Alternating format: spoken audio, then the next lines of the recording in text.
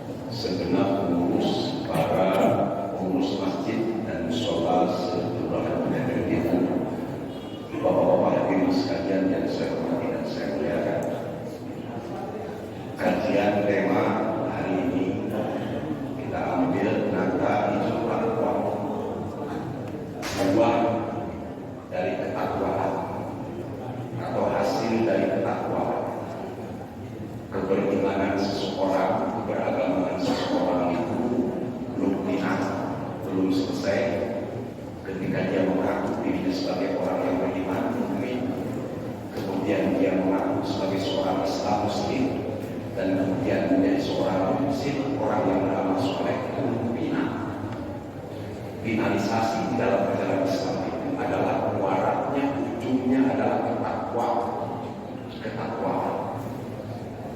Berapa banyak orang yang beriman, mereka bermaksiat, takwanya yang kurang. Berapa banyak mereka yang KTP-nya Islam, tetapi mereka korupsi. Berapa banyak mereka yang mengaku mukmin, mengaku muslim, tapi berjudi, berzina, rentenir dan lain sebagainya. Artinya pembina keimanan tersebut, keislaman tersebut, keinsanan tersebut kalau belum takwa. Kata-kata takwa dalam Al-Quran tercantum 259 kali. Allah menyebut dalam Al-Quran kata-kata takwa itu 259 kali. Takrib dan takwa ijma ulama memberikan gambaran pertama secara lugawi adalah takut kepada Allah. At-taqwa, ittaqillah, takutlah kalian kepada Allah. Secara istilah syar'an atau terminologi at-taqwa imtisal awamirillah wa ijtinabun nawahi ibtighaan mardhatillah. Takwa itu melaksanakan seluruh perintah-perintah Allah dan menjauhi seluruh larangan-larangan Allah dalam rangka mencari ridhonya Allah Subhanahu wa taala.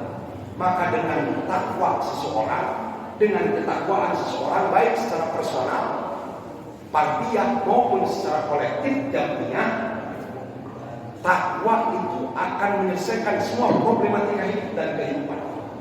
Baik dalam tataran kehidupan individual, kehidupan berumah tangga, kehidupan bermasyarakat, kehidupan berbangsa dan bernegara, maupun kehidupan dunia. Jadi takwa itu adalah bagian daripada solusi atas berbagai macam problematika kehidupan. Dengan takwa, korupsi tidak akan ada. Dengan takwa, kecurangan tidak akan ada. Dengan takwa, kebohongan tidak akan ada. Dengan takwa, kemunafikan tidak akan ada. Makin banyak orang bertakwa di tengah-tengah kehidupan, maka akan semakin selesai persoalan kehidupan. Makin jauh dari nilai-nilai ketakwaan seseorang, maka problematika kehidupan dari waktu ke waktu, dari hari ke hari akan semakin bertambah. Kemudian apa sih hasil dan buah dari ketakwaan tersebut? Di sini ada 9 unsur, ada 9 poin, tapi tidak mungkin saya menyebutkannya karena akan berbagi tugas dengan Kiai Hasan Fahmi. Dikasih waktu 25 menit. Yang pertama, orang yang bertakwa, bangsa yang bertakwa, dunia yang bertakwa itu akan mendapatkan ar-rahmah. Rahmatullah, kasih sayang Allah. Tidak beradunya galaksi-galaksi di tengah-tengah kehidupan langit semata-mata karena rahmatnya Allah. Hamba-hamba Allah yang dimasukkan ke dalam surga oleh Allah semata-mata karena rahmatnya Allah. Binatang buas tidak memakan anaknya, tidak memakan istrinya, itu semata-mata karena rahmat Allah. Pergantian siang dan malam itu semata-mata karena rahmat Allah. Inna rahmatallahi ala kulli syai'. Sesungguhnya rahmat Allah itu meliputi atas sesuatu. Jadi jangan bangga kita andaikan kita masuk surga itu semata-mata karena ibadah kita, bukan karena rahmat Allah. Para pendiri bangsa kita, founding father bangsa kita menetapkan dalam alimiah ketika pembukaan Undang-Undang Dasar 45, ketika Indonesia merdeka, dicantumkan dalam konstitusi negara kita dengan kata-kata kalimat spiritual, kalimat supranatural, atas berkat rahmat Allah. Kenapa ada kata-kata atas berkat rahmat Allah? Karena logika dan nalar kita, mustahil Indonesia merdeka melawan Portugis, mustahil Indonesia merdeka melawan Belanda, mustahil Indonesia merdeka melawan Jepang. Kenapa? Tidak seimbang. Persenjataannya tidak seimbang, intelektualitasnya tidak seimbang, strategi perangnya tidak seimbang, bom atom lawan celurit, bambu runcing lawan panser, nggak seimbang. Maka disusunlah Undang-Undang Dasar 45, preambulnya itu adalah atas berkat rahmat Allah. Kita kumpul hari ini di Masjid Nurul Huda, ikut sholat berjamaah subuh, itu semata-mata karena rahmatnya Allah Subhanahu wa ta'ala. Maka orang yang bertakwa akan mendapatkan rahmat Allah. Dulu Indonesia itu menggenggam masa keemasan dan masa kejayaan. putra-putri terbaik bangsa, bukan hanya bersifat nasional, bukan hanya bersifat regional, tapi mereka mendunia mancanegara. Di Betawi ada tokoh atas berkat rahmat Allah, Mufti Betawi, menjadi imam Masjidil Haram, Mufti Syafi'i di Masjidil Haram, namanya Syekh Junaid Al-Batawi, orang Betawi. Syekh Junaid Al-Batawi orang Betawi dan karyanya banyak. Aslinya Pak Koja. Ada ulama yang bergelar dari Nusantara dan Indonesia, mufti, ahli fikih, ahli tafsir, ahli hadis. Namanya, julukannya Sayyidul Ulama'il Hijaz, tuan gurunya orang-orang Hijaz dan sekitarnya. Namanya Syekh Muhammad Nawawi Al-Bantani, putra Indonesia, mufti Masjidil Haram. Ada namanya mufti yang suka mengeluarkan fatwa Imam Masjidil Haram, namanya Syekh Ahmad Khatib Al-Minangkabau. Salah satu guru dari Hadratus Syekh Hasyim Asy'ari adalah Syekh Ahmad Khatib Al-Minangkabau. Ada lagi mufti Nusantara yang lama menetap di Masjidil Haram, menjadi mufti di Hijaz, Syekh Abdul Wahab Al-Bugis dari Bugis. Ada lagi dari Jawa Timur, namanya Syekh Mahfuz At-Tarmasi, mufti ahli hadis. Jadi dulu Indonesia ini mancanegara menguasai dunia. 135 kitab-kitab Syekh Muhammad Nawawi Al-Bantani sampai hari ini dijadikan kurikulum di pondok-pondok pesantren di Indonesia, di kampus-kampus universitas-universitas di Maroko, di Sudan, di Saudi. Nggak tahu di Saudi Ustaz Bahmu masih dipakai apa lagi karya-karya Syekh Muhammad Nawawi. Di Mesir dipakai. Luar biasa, itu putra terbaik bangsa Indonesia. Kenapa? Semata-mata karena rahmat Allah, dan itu adalah bagian daripada karunia dari Allah, dilahirkan ulama-ulama kaliber internasional. Hari ini negeri yang subur, negeri yang makmur, negeri yang tumah limpah ruah jinawi, kita menjadi penonton di negeri kita sendiri, kita menjadi budak di negeri sendiri. Jangankan menjadi ulama yang bersifat internasional, jangankan menjadi ulama cendekiawan yang bersifat regional, untuk tingkat nasional saja kita masih dikriminalisasi di tengah-tengah kehidupan saudara-saudara sekalian. Ini yang disebut lost generasi yang hilang. Luar biasa saudara-saudara sekalian. Itu yang pertama, buah dari ketakwaan itu adalah mendapatkan rahmat dari Allah. Rahmat Allah. Jadi kalau kita sudah mendapatkan rahmat Allah, selesai persoalan. Ekonomi kita selesai, hukum kita selesai, politik kita selesai, peradaban kita selesai, dan budaya kita selesai. Tapi kenapa problematika dari waktu ke waktu? Karena memang ketakwaan kita makin terkikis dari waktu ke waktu. Kita baru bangga menjadi orang yang beriman, kita baru bangga menjadi orang muslim, kita baru bangga. Maka surga itu diperuntukkan untuk orang yang takwa, bukan untuk orang yang beriman, saudara-saudara sekalian. Yang kedua, orang yang bertakwa itu buahnya al-furqan, akan mendapatkan furqan. Alam pikirannya bisa menseleksi mana pemimpin yang hak, mana pemimpin yang batil.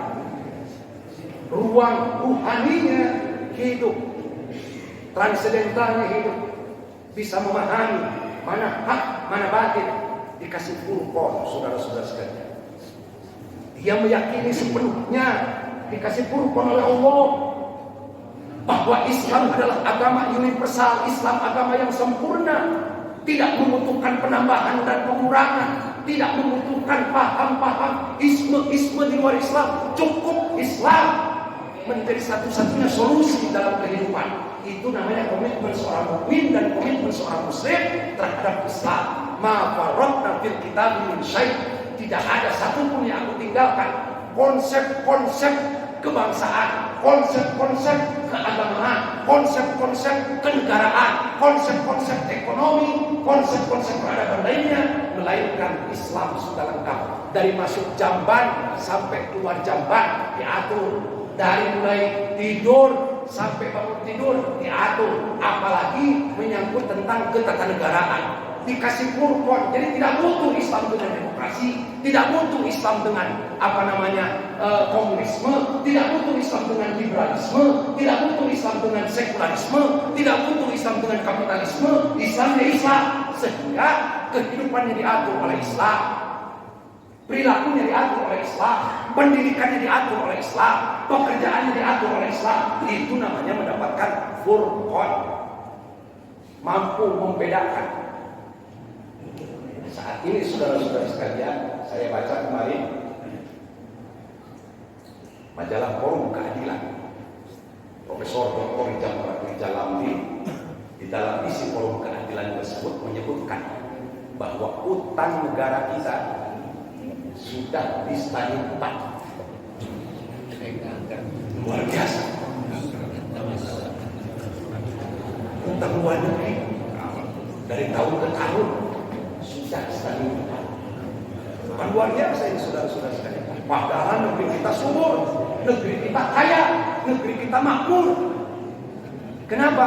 Karena kita seringkali latah, tidak mampu menjadikan Islam sebagai kurkon, membedakan, sehingga kita latah dengan demokrasi, latah dengan sekularisasi, latah dengan liberalisasi, latah dengan kapitalisme dan lain sebagainya. Seolah-olah sistem luar lebih hebat, padahal Islam sudah lengkap.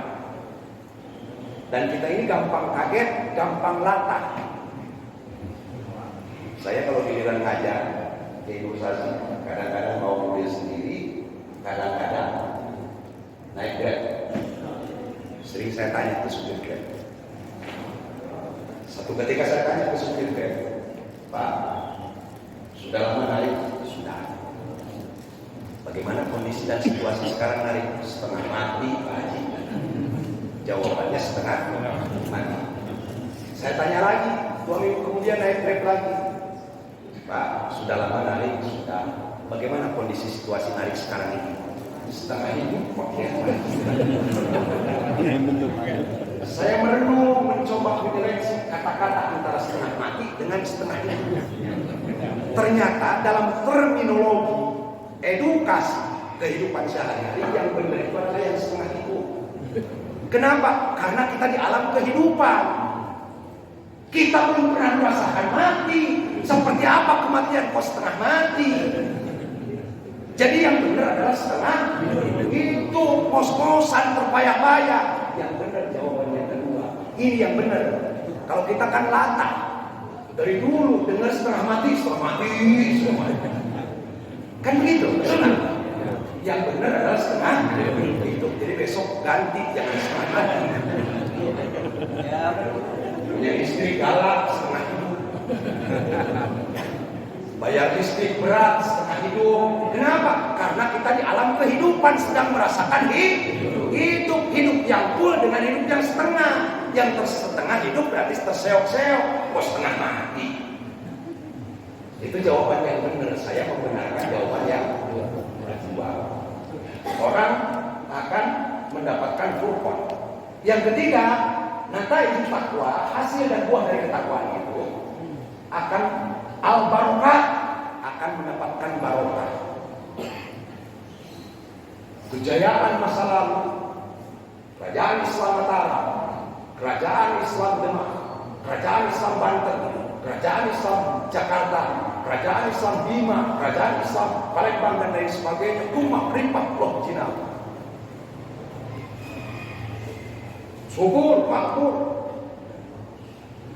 Adu domba diacak-acak oleh Belanda, runtuh sistem syariat, muncul sistem sekuler dan lain sebagainya. Barokah diangkat oleh Allah. Taninya tidak berkah, dagangnya tidak berkah, jadi pejabatnya tidak berkah. Kadang-kadang jadi ustaz, jadi kiainya, ilmunya tidak berkah, rumah tangganya tidak berkah. Diangkat berkah oleh Allah akibat terkikisnya nilai-nilai ketakwaan. Orang yang bertakwa itu akan berkah hidupnya. Maka orang tua kita dulu hidupnya santai. Punya anak 11, kontrakan dibagi satu-satu. Punya anak 11, anaknya ada yang kuliah, anaknya ada yang pesantren dan lain sebagainya, santai. Barokah. Ziyadatul ilmi, ziyadatul khair, ziyadatul ma'isyah, dikasih barokah oleh Allah.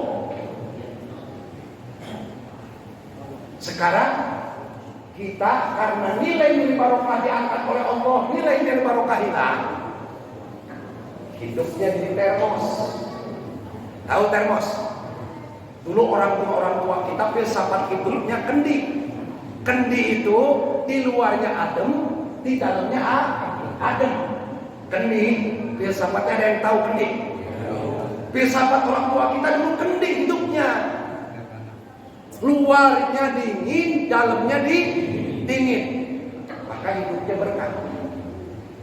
Kita sekarang punya filsafat hidup di zaman hedonisme, materialisme dan lain sebagainya. Filsafat hidup kita termos. Luarnya adem, dingin, dalamnya panas. Punya motor Vario. Termos, kenapa? 3 tahun kredit. Punya rumah PTN 2 lantai, termos, kredit 15 tahun. Punya mobil Avanza ngejogrok. Kalau bahasa Betawi kan ngejogrok ya. Ya gitu saja. Avanza ngejogrok, gagah, hebat. Di garasi, termos, 5 tahun kredit, bergolak. Tiap tanggal 1 dia bayar, gelising. Keluar, baru bayar, keluar besok sudah muter, dia bagaimana utang bulan besok. Termos, banyak yang termos sekarang? Banyak yang termos. Akibat maksakan diri, hidup kita jadi termos. Di luarnya adem, dalamnya bergol. Alhamdulillah saya filsafat hidup saya ikut orang tua dulu.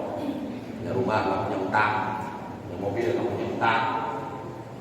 Ingin jadi kendi, di luarnya adem,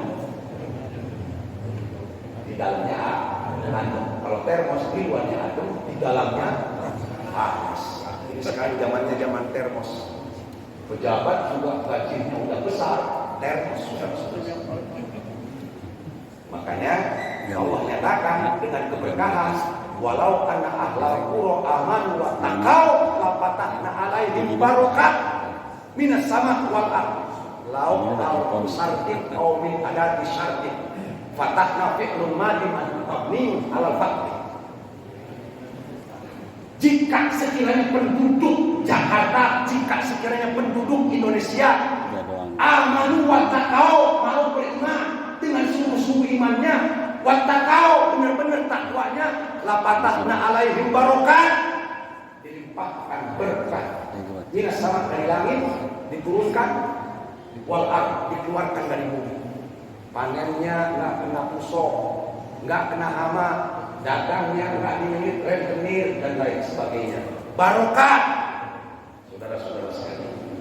Ini namanya nataij yang ketiga. Yang terakhir ada 9, tapi saya cukup yang berempat saja. Yang terakhir itu adalah makhrajah, diberikan jalan keluar orang yang takwa. Serumit apapun problematika dalam kehidupan itu, ketika buah ketakwaan, cahaya ketakwaan kita memantul, akan ada makhrajah, jalan keluar. Dulu zaman penjajahan, Kiai Nur Ali itu pahlawan nasional, pimpinan pondok pesantren At-Taqwa Ujung Harapan, ikon tokoh Betawi dan Jakarta. Itu zaman penjajahan dia punya ikut tentara Hizbullah, dari hutan ke hutan, diuber-uber Belanda dan lain sebagainya. Jadi kalau gerilya di hutan, pasukan Kiai Nur Ali lawan Belanda menang.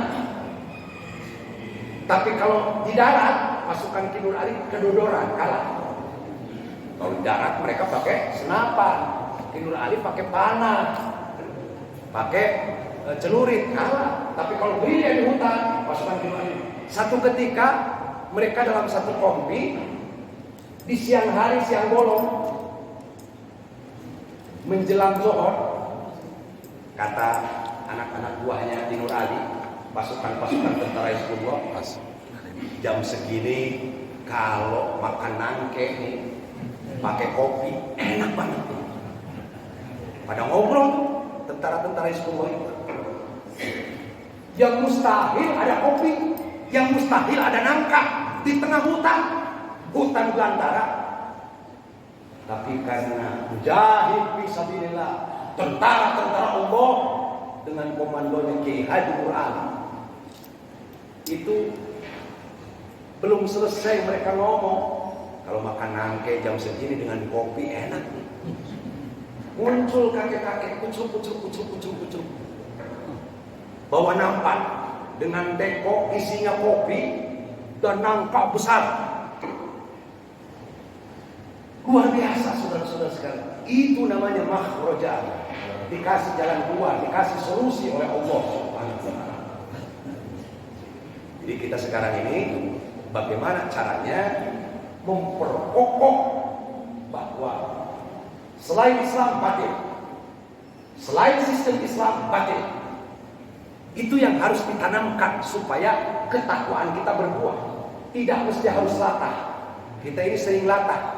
At-takmin latah.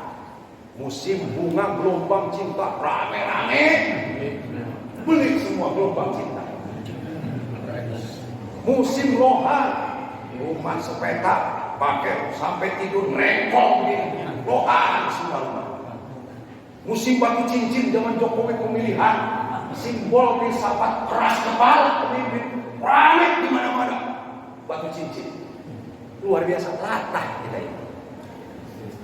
Ini saudara-saudara sekalian. Jadi sekarang finalisasi antara wawasan keislaman dengan wawasan kebangsaan dengan benang merah ketakwaan selesai.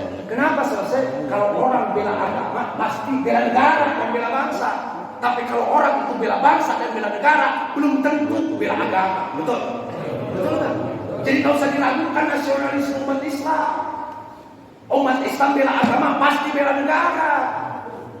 Umat Islam bela agama pasti bela bangsa. Tapi orang-orang yang bela bangsa ini kadang-kadang belum tentu bela agama. Bahkan yang ada menjadi benar-benar dalam kehidupan kebangsaan dan kenegaraan. Bapak harus ingat, sekarang ini telah terjadi talbisul haqq bil batil, pencampur adukan yang hak dengan yang batil. Gara-gara sistem yang ada, saudara-saudara sekalian. Produk-produk sistem yang ada dulu zaman Bung Karno, terlepas kelebihan dan kekurangan Bung Karno, pidato kenegaraan, pidato formal maupun pidato informal cukup assalamualaikum warahmatullahi wabarakatuh. Baru saudara-saudara sebangsa dan setanah air. Kenapa assalamualaikum? Mewakili secara representatif bahwa Indonesia mayoritas Islam. Zaman Pak Harto, terlepas kelebihan dan kekurangannya, pidato formal maupun pidato kenegaraan, pasti dia mengucapkan assalamualaikum warahmatullahi wabarakatuh. Saudara-saudaraku yang kami muliakan, cukup hari ini begitu reformasi bedah, salamnya gado-gado. Coba perhatikan. Pertama, assalamualaikum warahmatullahi wabarakatuh, salam Islam. Kedua, salam sejahtera untuk kita semua, salam Kristen. Yang ketiga, Om Swastiastu, salam Hindu. Yang keempat, Namo Buddhaya, salam Buddha dan salam Konghucu. Bagaimana saudara-saudara sekalian? Negeri mau berkah, bagaimana negeri mau selamat? Sudah benar assalamualaikum warahmatullahi wabarakatuh, keselamatan untuk bangsa, keberkahan kita sudah naik ke langit ke satu. Tahu-tahu Om Swastiastu, nancap lagi ke bumi. Oh, saudara-saudara. Jadi kalau Ustaz Sabeni satu saat jadi camat, pasti salamnya salam Garuda. Saya belum lama, 2 minggu yang lalu ada haul ulama besar di Serang, Banten. Bupatinya Tatu, namanya anaknya Nikasa. Itu Tatu di pondok pesantren haul ulama. Sambutan yang terakhir akan disampaikan oleh Bupati Kabupaten Serang. Kami persilakan. Salamnya sama. Assalamualaikum warahmatullahi wabarakatuh. Salam sejahtera untuk kita semua. Om Swastiastu. Namo Buddhaya. Begitu turun saya tanya, Teh, ini pondok pesantren habitatnya, yang diawalkan ulama besar. Di Cibubering saya bilang, kok salamnya gado-gado gitu? Dalam surah Al-Qur'an yang campuran yang dengan yang baik, salam itu sakral, itu dari Allah, dari Rasulullah. Kaji katanya, tidak protokol kendaraan saya sebagai fanatik. Jadi begitu. Kalau suatu saat Pak Sanusi jadi anggota DPR, salamnya nanti jalan begitu. Ini saudara-saudara sekalian. Ya, ini ada 9 unsur, nilai-nilai ketakwaan yang ada dan lain sebagainya. Yang terakhir saya sampaikan, selama Habib Rizik ditahan di Mabes Polri, saya baru sekali, itu pun sangat ketat lewat pengacaranya. Saya besuk. Beliau itu karena memang mujahid sejati, pejuang sejati, tidak ada perbedaan, ngobrol bercanda, tegar, mentalitasnya mentalitas yang memang pejuang sejati, mujahid sejati, nggak ada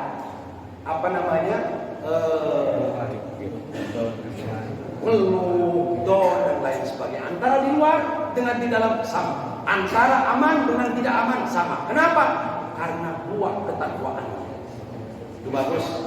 Ente di luar, ente wajib berjuang. Kalau ente nggak berjuang, di luar, berlipat pertanggungjawaban yang penuh. Kalau anak di dalam, begitu ditanya oleh Allah, kenapa ente Habib Rizik tidak berjuang? Saya di dalam, di penjara. Yang di luar, kalau yang di luar. Jadi beliau nggak perlu diragukan, saudara-saudara sekalian.